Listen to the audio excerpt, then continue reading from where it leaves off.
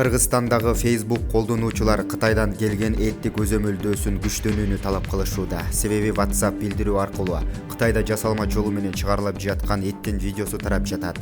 Колдонуучулардын айтымында Кыргызстанга мындай жасалган эттер алынып келинип, сатылышы мүмкүн. Бирок эске сала кетсек, 2018-жылдын январь айында Жогорку кеңештин жыйынында Айыл чарба тамак аш жана кайра калыбына келтирүү министринин орун басары Эркин Чодыев Кытайдан Кыргызстанга эт ташып келүүгө тыюу салынганын билдирген. Булак барометр чекит